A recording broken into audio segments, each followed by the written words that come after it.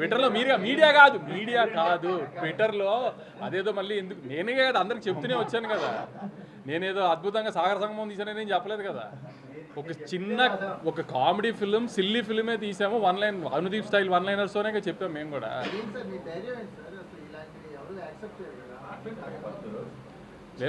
ధైర్యం ఏంటంటే ఇప్పుడు అనుదీప్ లాంటి వాడితో సినిమా తీస్తున్నప్పుడు ఎప్పుడు ఆ రిస్క్ ఉంటుంది. కుదిరిన రోజు ఎంత పెద్దగా కుదిరితే అంత పెద్దగా కుదురుతుంది. అప్పుడప్పుడు మిక్స్డ్ వస్తుంది. దానికి ఏం చేస్తామో ఏదైనా రిసీవ్ చేసుకుంటామే కదా. మనం అలా అని ప్రతిదీ కరెక్ట్గా మనం అనుకున్నట్టు జరుగుతుందని కాదు కదా. అంతే. నేను కొంచెం డివైడ్ ఉంటుంది, ఎందుకంటే రివ్యూవర్స్కి వీళ్ళకి నచ్చే సినిమా తీస్తున్నానని నేను డెఫినెట్గా అనుకోవాలి. ఎందుకంటే ఒక సినిమా కావాల్సిన గ్రామర్ అయితే లేదు, అది లేదని తెలిసే తీసాము, అదైతే లేదు. సో రివ్యూస్కి వీళ్ళకి నచ్చుతుందని అయితే అనుకోలేదు ఎప్పుడు.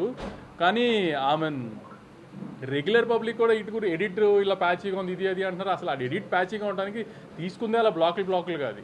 ఒక కథని ఫ్లోగా తీయలేదు సినిమాని అసలు. సో అది మరీ అంత డీప్గా టెక్నికల్గా చూశారు.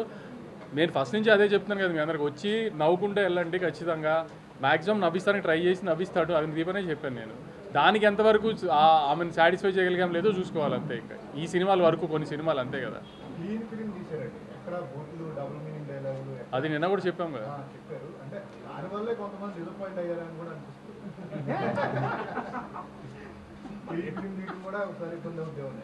అంటే జనరల్గా అంటే కొంచెం అలా డివైడ్కి సినిమా మీద సినిమా ఎప్పుడు ఆ రిస్క్ ఉంటుందేమో, సినిమా మీద సినిమా తీస్తే ఎప్పుడు ఆ రిస్క్ ఉంటుందేమో.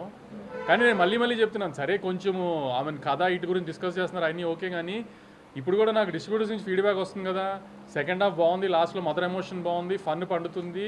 ఆమె సెకండ్ హాఫ్లో టేక్ ఆఫ్లోనే 2 బ్లాకులు కానీ ఇది కానీ అన్నీ వర్కౌట్ అవుతున్నాయి.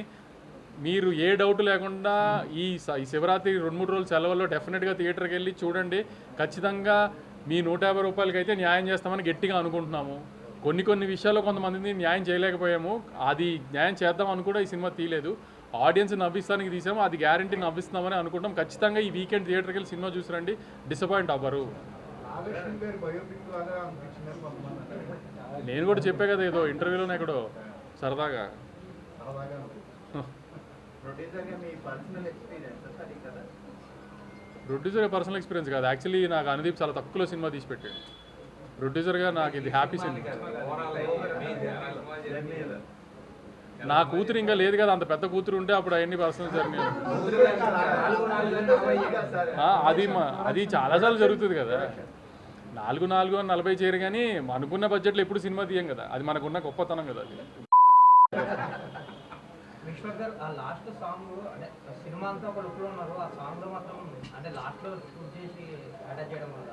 ఇట్లనే అది మన యమదొంగ చూసి ఇన్స్పైర్ అయింది. డెఫినెట్లీ డ్రీమ్ సాంగ్ కదా సార్, కొంచెం డ్రీమింగ్ ఉన్న అట్లా అంతే. మీ కాంపౌండ్ లో ఉన్న ప్రతి ఒక్కరిని డైరెక్టర్లీ ఆర్టిస్ట్ అందరినీ వాడేశారు ఏంటి? కళ్యాణ్ సినిమాల్లో అనుదీప్ సినిమాల్లో కళ్యాణ్ ఆళ్ళ అది అంతా కామన్ కదా. అది ప్లస్ మావాడికి ఇప్పుడు కొంచెం యాక్టింగ్ గొల వచ్చేసింది బాగా కళ్యాణ్కి. సో ఎపిక్లో కూడా మంచి క్యారెక్టర్ చేస్తున్నాడు కళ్యాణ్. లేదు అసలు నేను ఇది కూడా చేయను అంటే అనుదీప్ ఫోర్స్ చేసి మరి, ఎందుకంటే ప్రొడ్యూసర్లు దిల్ రాజు గారితో పాటు మళ్ళీ ఇంక మీ ఆన్బై కానీ